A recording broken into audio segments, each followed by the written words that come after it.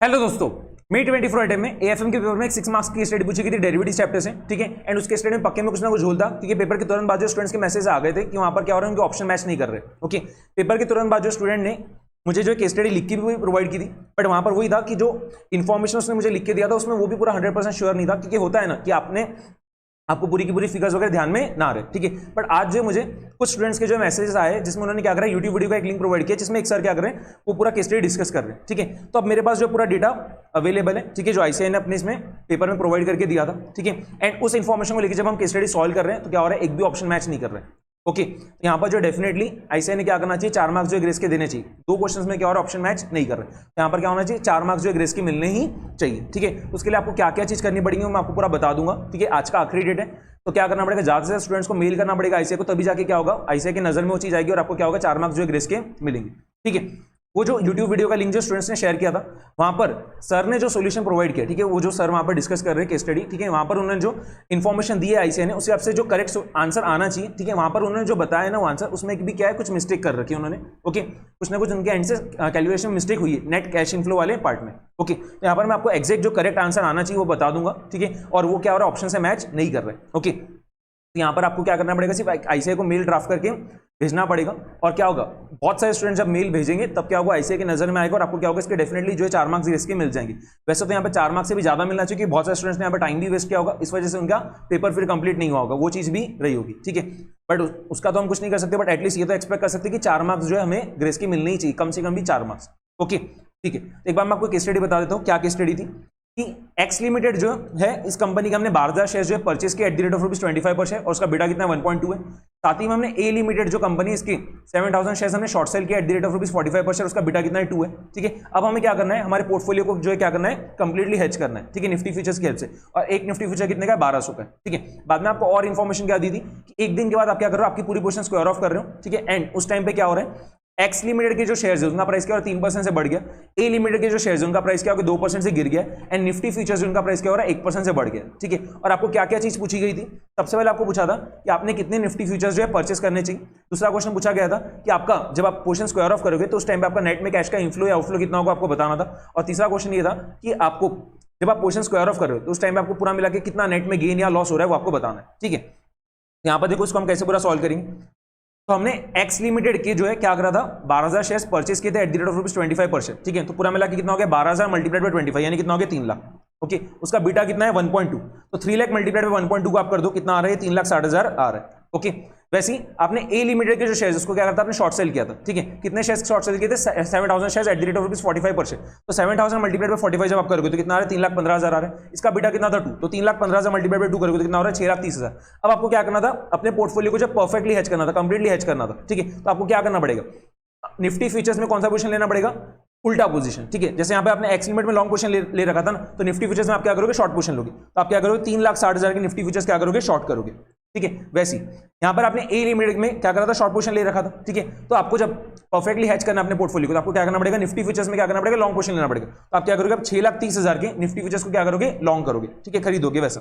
ठीक है, तो नेट में क्या हो रहा है, देखो नेट में क्या हो रहा है, 3,60,000 के आपने निफ्टी फ्यूचर्स शॉर्ट किया, और क्या हो रहा है, 6,30,000 के निफ्टी फ्यूचर्स आपने क्या करा, लॉन्ग किया। तो नेट में क्या हो रहा है, 2,70,000 के आप निफ्टी फ्यूचर्स क्या कर रहे हो, लॉन्ग कर रहे हो। ठीक है, 2,70,000 के निफ्टी फ्यूचर्स आप क्या कर रहे हो, लॉन्ग कर रहे हो। ठीक है, मतलब 2,70,000 के निफ्टी फ्यूचर्स आप क्या कर रहे हो, खरीद रहे हो, परचेस कर रहे हो। ठीक है, एक निफ्टी फ्यूचर कितने का है, 1,200 का है, तो पूरे मिला के निफ्टी फ्यूचर्स आपको कितने खरीदने पड़ेंगे, 2,70,000 डिवाइडेड बाय 1,200 यानी कितना हो गया, 225।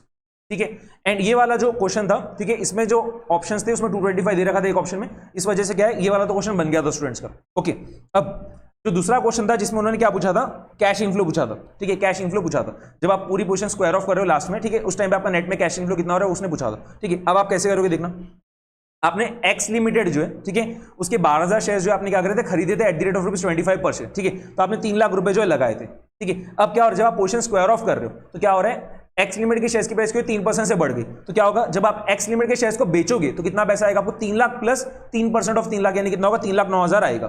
ठीक है, 3 लाख प्लस 3% ऑफ 3 लाख यानी कितना होगा, 3,09,000 आएगा। ठीक है, तो ये क्या इनफ्लो है, आपने एक्स लिमिटेड के शेयर्स खरीदे थे ना स्टार्टिंग में। ठीक है, तो जब आप अपना पोजीशन स्क्वायर ऑफ करोगे तो आपको उसको बेचना पड़ेगा, तो बेच के क्या होगा, आपको 3,09,000 रुपए आएंगे। ठीक है, वैसे ही देखना आपने ए लिमिटेड जो है, ए लिमिटेड के शेयर्स को क्या करता, स्टार्टिंग में आपने शॉर्ट सेल किया था। ठीक है, अब क्या हो रहा है, ए लिमिटेड के शेयर्स की प्राइस क्या हो रही है, 2% से कम हो जा रही है, ठीक है। तो आपने स्टार्टिंग में ए लिमिटेड के शेयर्स को शॉर्ट सेल किया था, अब आपको क्या करना पड़ेगा, पोजीशन स्क्वायर ऑफ करने के लिए इसको खरीदना पड़ेगा, और खरीदने के लिए क्या होगा, पैसा जाएगा आपकी जेब से, ठीक है। कितना पैसा जाएगा बताओ, यहां पर कितना पैसा जाएगा। स्टार्टिंग में आपको 3,15,000 रुपए आए थे, ठीक है, ए लिमिटेड के शेयर्स को शॉर्ट सेल करके। अब क्या हो रहा है, ए लिमिटेड के शेयर्स की प्राइस 2% से कम हो जा रही है, ठीक है। तो अब जब आप ए लिमिटेड के शेयर्स को खरीदोगे अपनी पोजीशन स्क्वायर ऑफ करने के लिए, तो आपकी जेब से कितना पैसा जाएगा, 3,15,000 माइनस 2% ऑफ 3,15,000, ठीक है।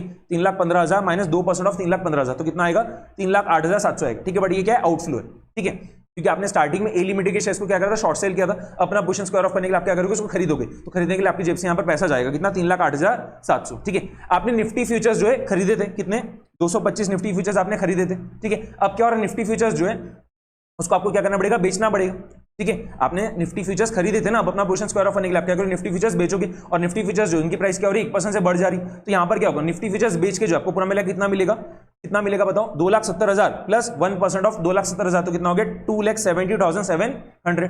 समझ में आ गई यहां तक बात, क्लियर। तो ये भी क्या रहेगा, आपका इनफ्लो रहेगा, ठीक है। आपने निफ्टी फ्यूचर्स पहले खरीदा था, ठीक है। अब अपना पोजीशन स्क्वायर ऑफ करने के लिए आप क्या करोगे, निफ्टी फ्यूचर्स बेचोगे। आपने 2,70,000 की निफ्टी फ्यूचर्स खरीदे थे, ठीक है। आपने पूरे मिला के 225 निफ्टी फ्यूचर्स खरीदे थे ना, तो इनकी वैल्यू कितनी थी, 2,70,000 थी।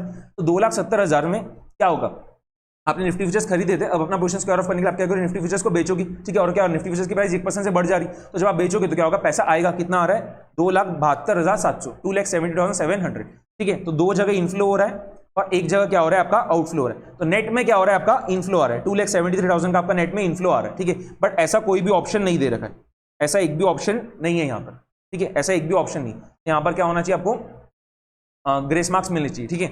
बात समझ में आ गई। हमारा आंसर आ रहा है 2,73,000, ठीक है। बट ऐसा एक भी ऑप्शन नहीं है यहाँ पर, आपको इसके डेफिनेटली ग्रेस मार्क्स मिलने चाहिए, ठीक है।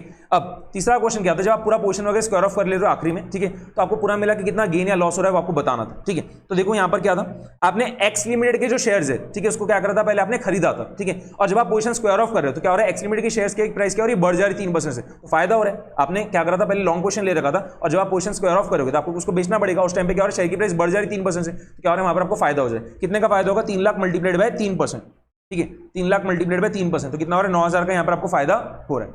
बात समझ में आ गई, ठीक है। आपने एक्स लिमिट के आपने क्या करा था, शेयर्स खरीदे थे ना स्टार्टिंग में, और जब आप पोजीशन स्क्वायर ऑफ करोगे तो आप उसको बेचोगे, और क्या हो रहा है, एक्स लिमिट के शेयर्स की प्राइस बढ़ जा रही, तो वहां पर क्या होगा, आपको फायदा होगा। कितने का फायदा हो रहा है, यहाँ पर पूरा मिला के 9,000 रुपए का फायदा हो रहा है, ठीक है। आपने ए लिमिट के जो शेयर्स उसको क्या करता है, आपने शॉर्ट सेल किया था, ठीक है। और क्या, जब आप पोजीशन स्क्वायर ऑफ करो तो ए लिमिट के शेयर्स की प्राइस क्या हो रही है, 2% से गिर जा रही है, ठीक है। तो यहाँ पर भी क्या होगा, आपको फायदा होगा।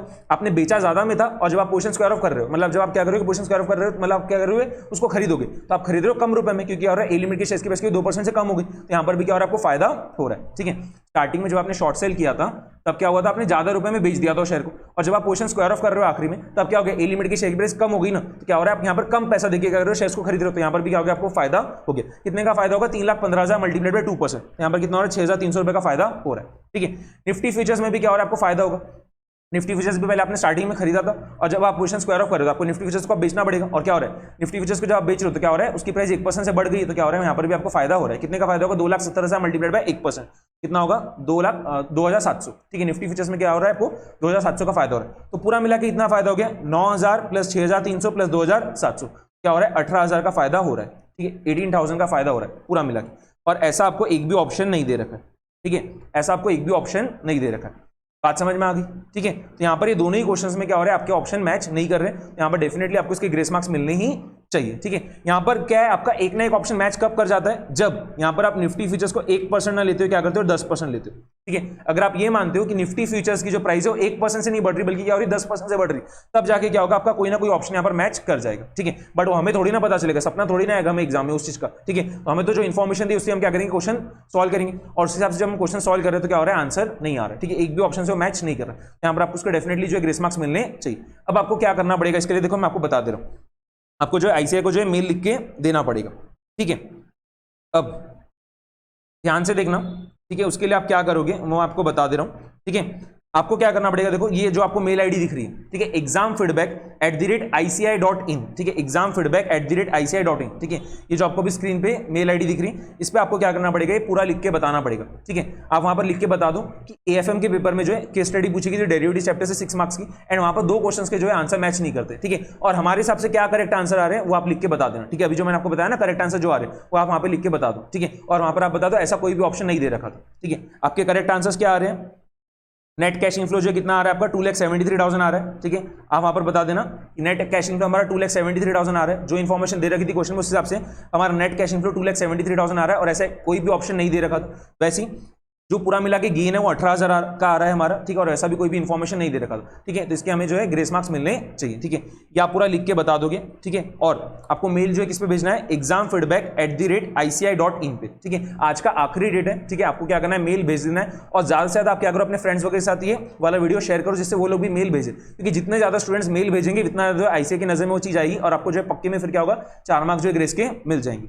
ओके, क्लियर हो गई ये चीज, ठीक है। आपको जो है और कुछ इंफॉर्मेशन वहां पर प्रोवाइड करनी होती है, ठीक है, वो मैंडेटरी। आपको जो है क्या करना पड़ेगा, आपका नाम बताना पड़ेगा, ठीक है। देखो नेम ऑफ द स्टूडेंट आखिरी में आपको दिख रहा होगा ये चीज, ठीक है।